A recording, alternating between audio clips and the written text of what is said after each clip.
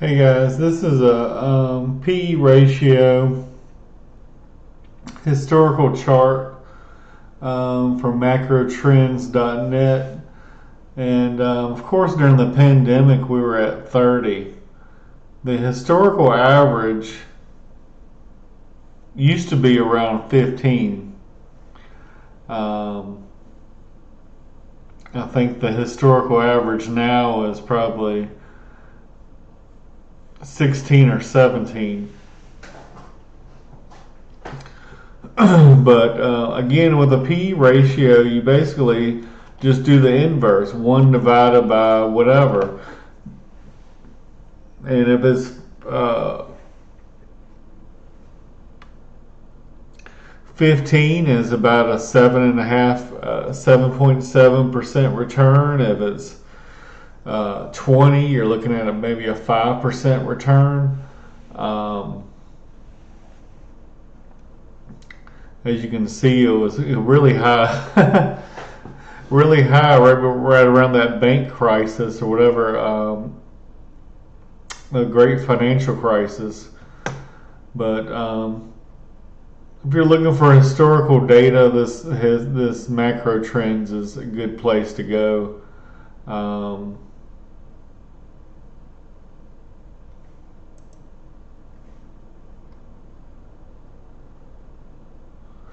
Like I said, nobody alive today really remembers 1929 unless they watch a YouTube video. But you can see what happened back then and the pain that it caused.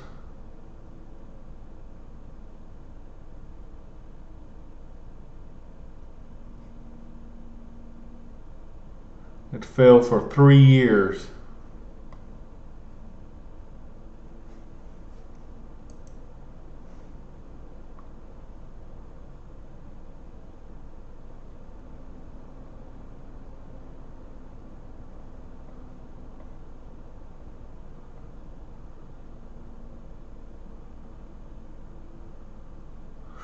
But yeah, if you're interested in kind of looking at charts and stuff, historical charts, um, as everyone knows, the historical return kind of, I think, for the S&P has been around 10%, at least in the last 50 years, probably.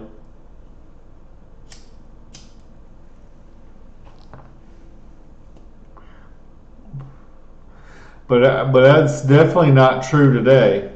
Why? Because the market is way overvalued, and so we're weighing over our heads in debt, and we also got high interest rates right now. So anytime you're in debt, you're paying more to the interest payments.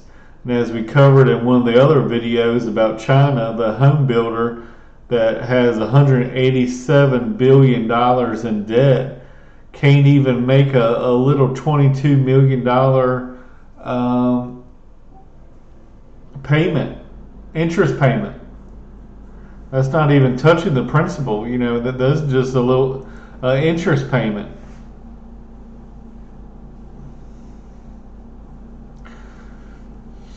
But as you can see, the market's been down some years,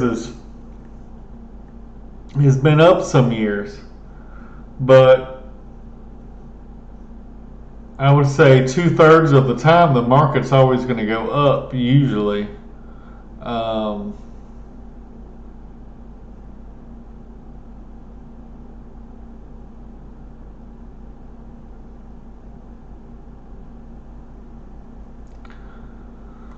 But anyway, there's another site here. Again, this currentmarketvaluation.com. Says updated August 31st.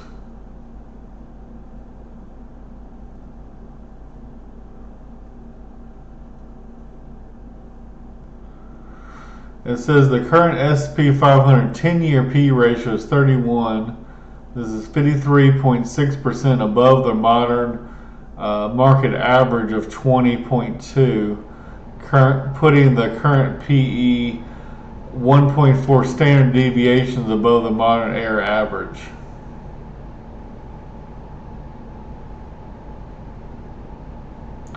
And it was even higher in the height of the pandemic.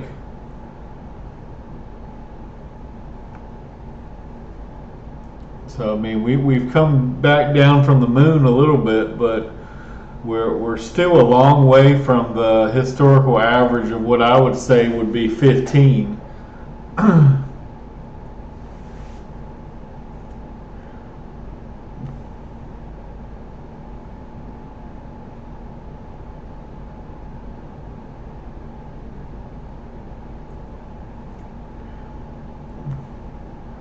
Let me just read this because this is kind of the same thing I've been saying.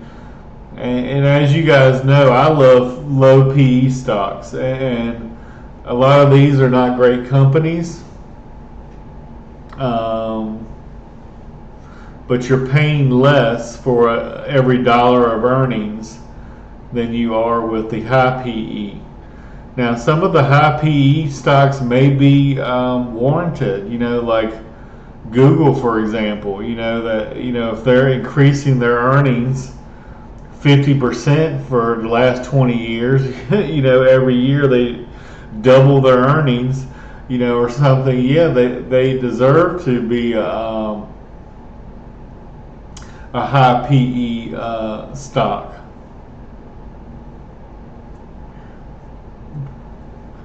Let me just read some of this. The PE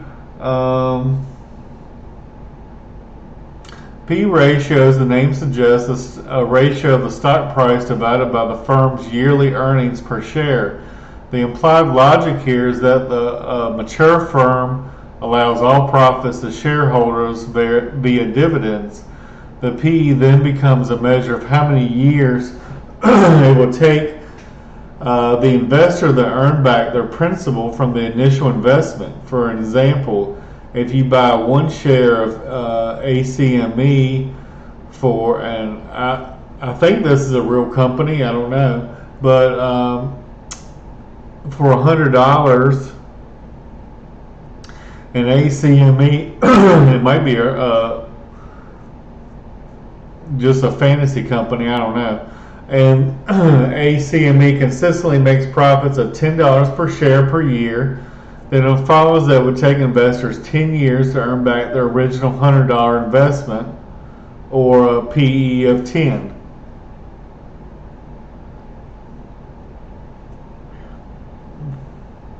PE is calculated using the last reported actual earnings of the company. Let's look at another example where we expect future earnings to grow.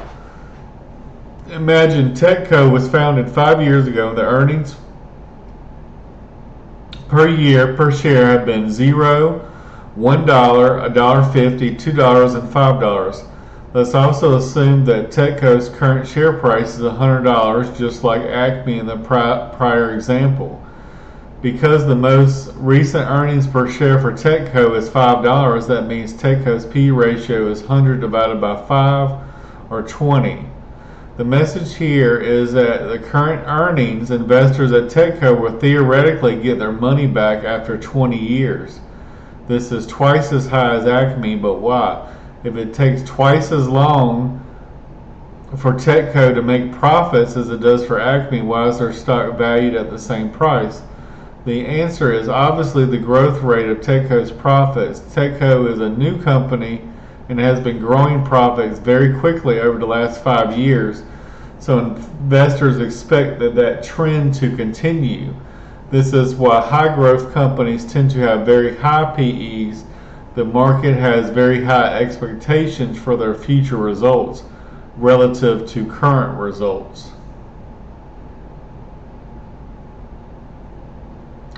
Now, a lot of you guys may not want to see this next this next graph, because this is the S&P earnings down here in the blue.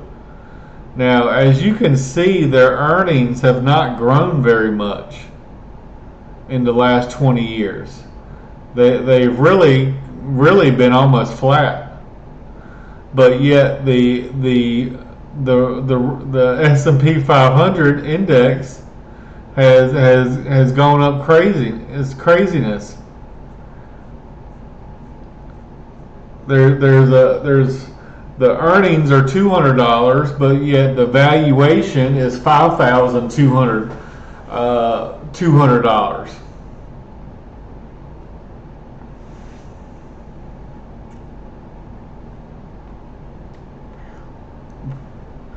Now this one doesn't make it look as bad,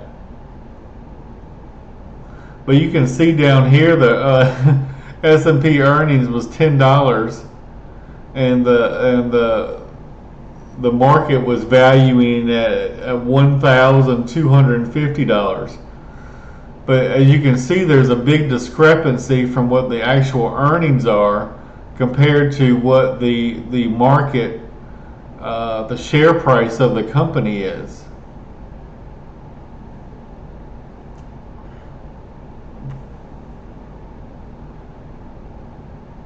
I mean, like I said, this doesn't look that terrible. I mean, it's still steadily going up, but the market is going much higher than the actual earnings are.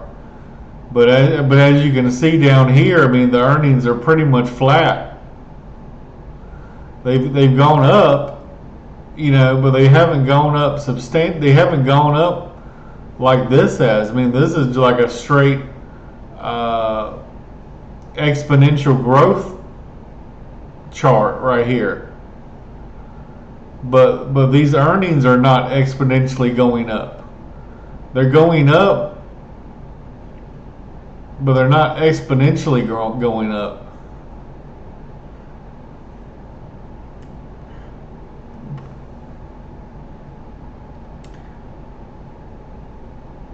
And this is the S&P 500 price to earnings P ratio. And as you can see, maybe we're 24, maybe.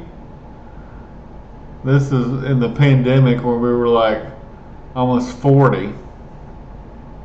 This was the great financial crisis up here at 122.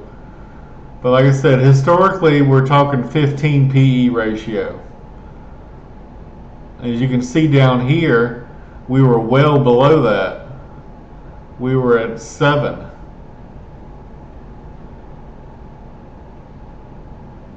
The year I was born,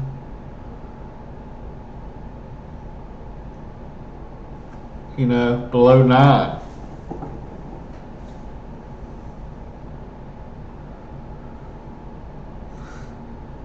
But there's also a CAPE ratio, which some will say is better than the P ratio, because it basically cyclically adjusted price to earnings, similar to P, but rather than using the most recent earnings, the CAPE looks at the current price divided by the average earnings over the prior 10 years.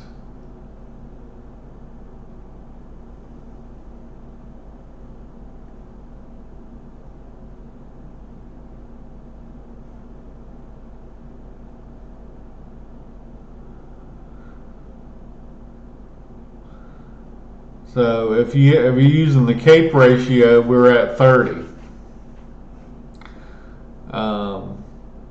If a PE of 20 is 5, I don't know what that is, 2.5% maybe.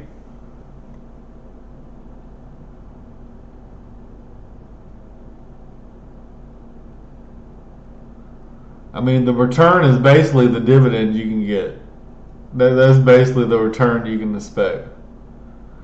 So if your stock is paying a 2% dividend, that I wouldn't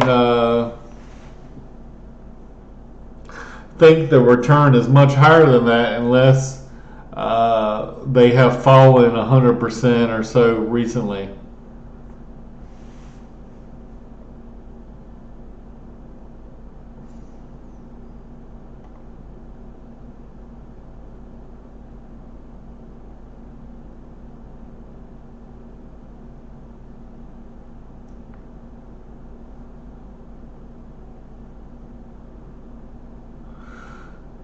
This right here is 20 times earnings.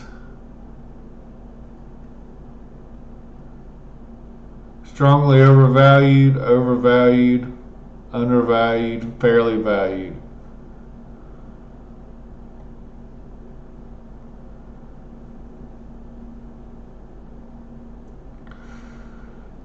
It says the dotted line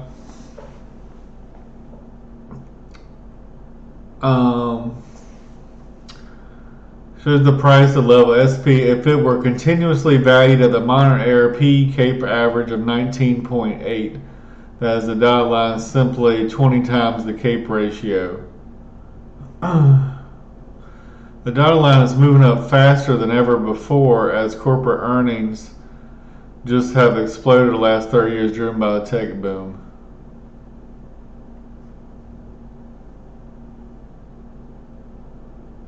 But you can see where the PE of 20 would be and where we actually are.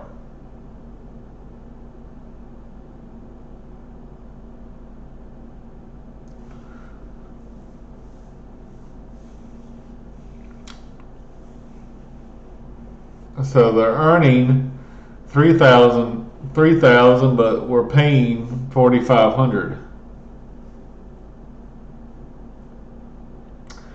And there's some criticisms.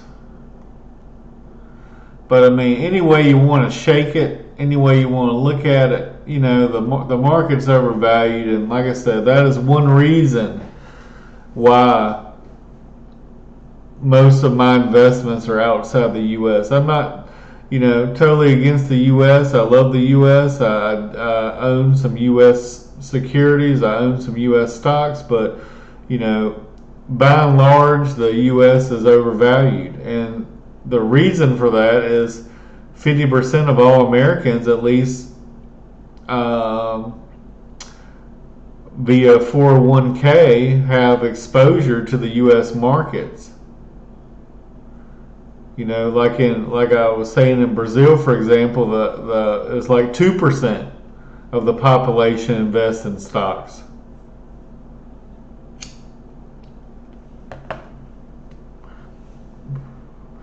But not only that, you got everyone in Canada invests in the U.S. You got everyone in Australia invests in the U.S. You got everyone in the U.K. invest in the U.S. You got everyone in Europe invest in the U.S. You got everyone in Norway, Sweden, Denmark, all of them invest in the U.S. You know, like, so you have not only 50% of all Americans invest in the U.S. stock market, but you also have countries all around the world invest in the U.S. stock market. So that is one reason why the U.S. stock market is overvalued. Thanks for watching.